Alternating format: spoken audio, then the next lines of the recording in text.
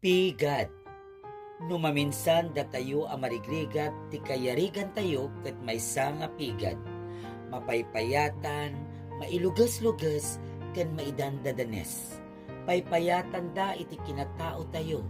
Ilugas-lugas da iti prinsipyo ken karabengan tayo. Ken idadadanes da tayo akas napapanglaw ken nabababa a tao. Pigad tayo laeng nga agpayso ngem adda serbi tayo. Pagipigpigadan tirugit dagiti nangangato, nababa nang ken dagitay mangidadanes nga tattao. No nga taawan ti pigad, maikat nga ta tirugit di tadapdapan nyo, ibukirad mo dagita matayo ken luktan nyo dagiti panunot yo, tabaka sapulin yun to tapigad, no permenton ti kinarugit dagita dapdapan nyo.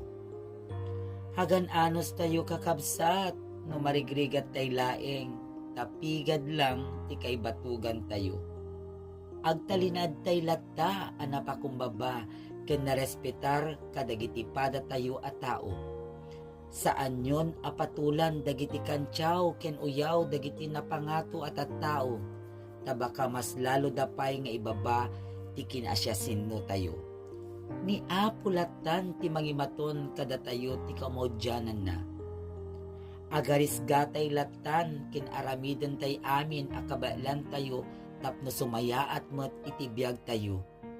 Ket dumanon tumet ti tiyempo nga datayo akon kunada apigad ket agbalin tumet akas kanyada anangato kin naidumduma ti ugali na. Si tayon to tay nangato nga nasupsupadi tangamin amo tayo tirik na iti kayarigan ti maysa apigad iti katatao na. Sapay kuma tagserbi nga pagsarmingan kin pamalpaladpadan iti daytoy nga nakuna.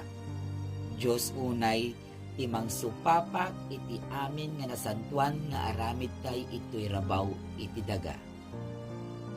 Sabi nga sa banal na aklat sa talata ni Mateo sa chapter 5, ang taong pilit ibinababa ay siyang iniaangat ng Diyos. Let us always be reminded, ladies and gentlemen, that God is love and love is God.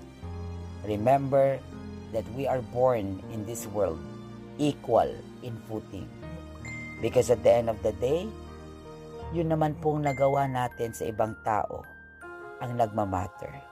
Hindi kung sino at ano at kung anong meron tayo sa ibabaw ng lupa. Dahil kailanman at higit sa lahat, hindi po natin ito mababaon hanggang sa kabilang buhay, kundi yung kagandahang loob lang na taglay natin na naipakita at naiparamdam natin sa ating kapwa-tao. Salabi.